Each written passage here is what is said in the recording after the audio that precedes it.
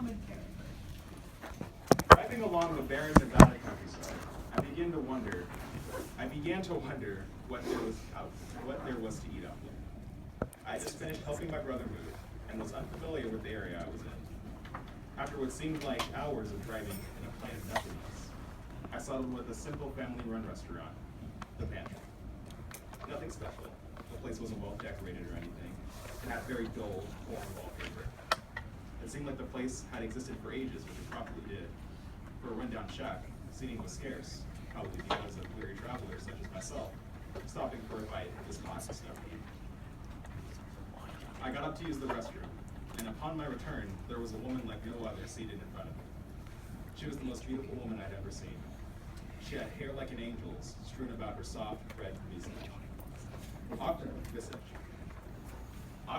I awkwardly stumbled back in my seat, desperately looking for something to say, anything to strike up a conversation. She looked like the type to talk about anything. She had a saucy look to her, if you understand what I mean.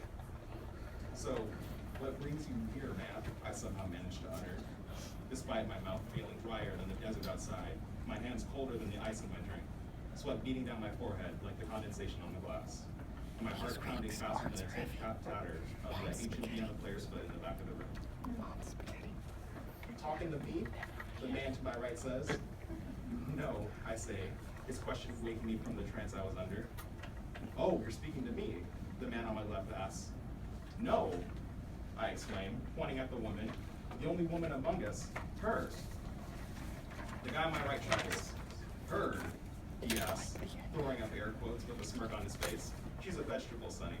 She ain't gonna respond to you, bud. I was baffled at the disrespect this man was showing such a quaint woman, who exerted the grace of a queen.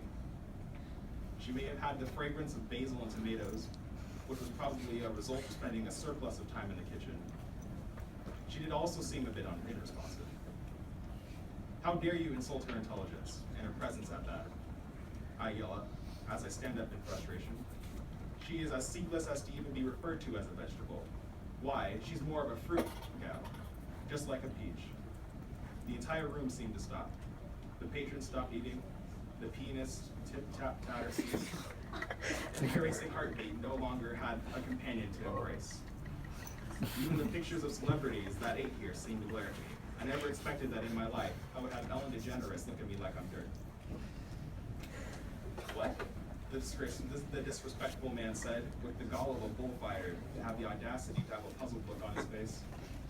That's pretty true, actually, I heard from the crowd of spectators. I felt tears coming to my eyes. I felt so attacked, like a lone samurai against an army of 100 men, fighting for his bushido, his honor. I guess that idea got to me, for I was holding a butter knife in my hand as I stood atop the table. I couldn't take it anymore.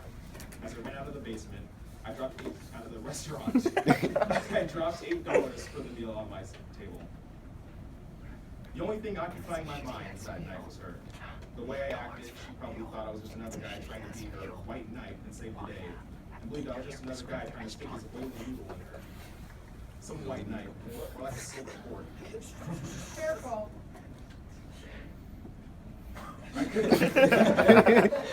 Keep going. I was with you there for a second, but go ahead. The termite-infested walls of my lonely apartment seemed even colder than before. The next morning, I set out looking for her. I went to several restaurants and asked if they had seen her, but they all had the same answer. How would we have that thing here? Many told me they refused to serve her kind. They told me that her kind was too cheap and poor.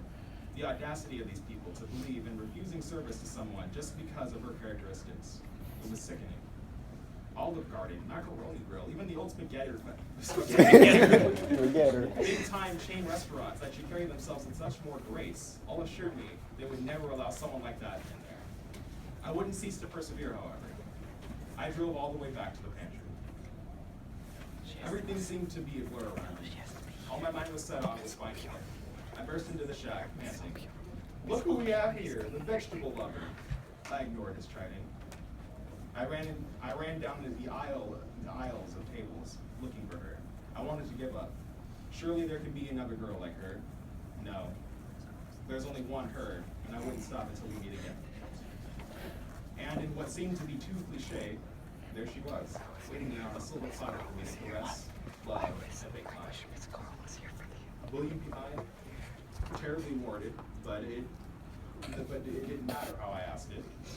Her dark expression said it all. I picked her up and ran out the store, enveloped in joy, and so was she. From then on out, we did everything together. Shopping, eating, exercise, even sleeping together got a bit saucy sometimes. And about a month later, I noticed the curvature and roundness of her figure. Babe, I say expressionless, you're prego. Without her even speaking, I knew the answer at once and realized that things may have gotten a bit too saucy one evening. In the turn of a clock's hand, we were expecting our first child, a little bicycle. Whoa, did I miss the part? Oh, yes, you did. You missed the vital. It's prego. The next 8 months would be unforgiving of lost time. The next day we rushed to IKEA to buy a crib. We happily pranced together throughout the vast furniture store. Many people watched in utter confusion, unable to understand our love. Some looked disgusted, some turned off their phones and filmed, but we couldn't care less what others thought of us. In our world, only we tread the path to manifest destiny. And the marinara that tops our world off, our child, is our object of faith. We approach a map and locate the baby section on the second floor. We search endlessly for the escalator. When we finally find it, it's broken down and has a big sign that reads, out of order. Please use the stairwell. Thanks, IKEA staff. We look for what feels like forever for the stairwell, and by the time we yank open the overbearing metal doors, we both want to collapse. But similar to that one fateful night, just like the wondrous day we preserve on. We trudge up the stairs in agony, ignoring the aching pain of our feet, but we continue. As we reach the top, an exasperated smile appears on my face. Goodness, I chuckle. Let's go get that crib now, Chef. I, for some reason, no longer feel the extra few pounds leaning against me. My hands no longer feel her body. That was as smooth as glass. And like glass, my heart shatters as it drops to the bottom of my stomach. I try and turn quick enough to catch her, but I feel as if I'm tied to the wall, restricted in my movements. I watched in utter horror as she tumbled over the railing. At this moment, time stopped. It didn't seem to, it did. The delicious, flavorful memories that I had gathered up in a jar over these past few moments fell with her. Suspended in air, these things played through my mind. I stood there, dumbstruck. I could move my mouth, contort my tongue, even tremble my vocal cords, but no sound was emitted. The only sound that rang out in the middle of the stairwell was the sound of her body shattering against the floor, 2 flights of stairs below me. I stood there. No tears came out, no cries uttered, and for those few seconds, I contemplated following her path, just as I always had. But, also like I had always done, I didn't give up hope. I sprinted down the stairs to her. I picked her up with utmost care and began what seemed like a marathon of a race to find help. Doctor, doctor, I cried. People kept videotaping us. Please, somebody, we need help. She had red chunks spilling out of her. Somebody, anybody. They all kept taking video with their phones, the largest grins on their faces. Hey bro, you don't believe this to YouTube? One man asked, with a large grin across his face, as if this is all a joke. One long, well thought out pun. I bet he had a prank channel with millions of subscribers and other emotes and devices. I ran out of the store. Nobody ever helped her before, and nobody will now. I laid her gently in the passenger seat of my car, observing the damage done. She looked lifeless, almost inanimate, and seemed to be in a vegetative state. I rushed her to the hospital. I just wanted to be happy, I cried out, so whatever larger being was having a laugh at my despair.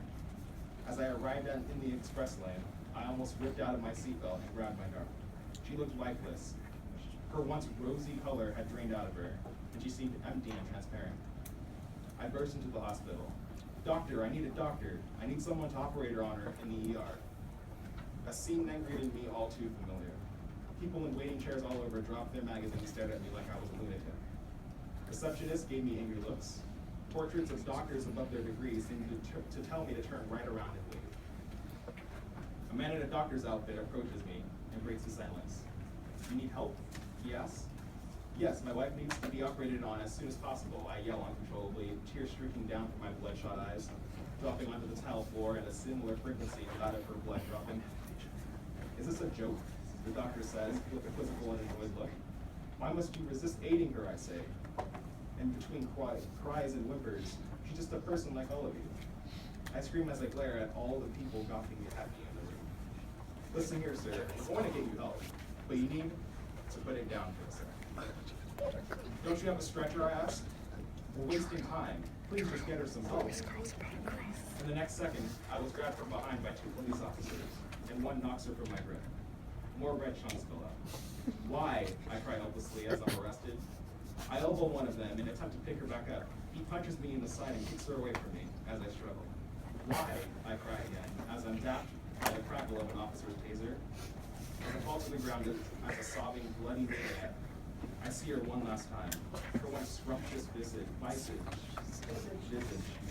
now tainted with her own blood, and her once beautiful, curvy body now broken and lifeless. As I come to, all I can see is a brilliant light. In the poisonous of my unconsciousness, I begin to believe that I may be passed on and joined her. However, things begin to become clear as I realize I'm in an operating room. I try to get up, but I can barely move. I can't expand my chest very far, and I can barely lift my head. When I do, I see some sort of heavy, tan blanket on me. Things become clearer, and I realize I'm in a straitjacket, strapped to an operations table. Greetings, says a voice to my right, belonging to the doctor from before. Why? I managed to stutter out in my weariness and began sniffling again. Listen here, the doctor says in a professional voice. I'm here to help you, so please allow me to. Through our analysis, you may have a slight... Why? I begin to yell. The doctor continues his statement as if he isn't hearing my cries at all. Slight mental deficiency. You may be diagnosed as psychotic if you continue your behavior and continue to carry yourself about in this manner. He pulled a wad of paper from his clipboard on his desk. This here is a pamphlet on dealing with mental stresses and delusions. After your release, this pamphlet will aid your recovery process and help you to get your life back on track. But doctor, I cried, I don't want your stupid pamphlet. My life was already on track. She was prego. I understand that, sir, he said. But I knew he was lying. No, you don't. We were expecting our first child. Why couldn't anyone just provide service to her and treat her like a normal human?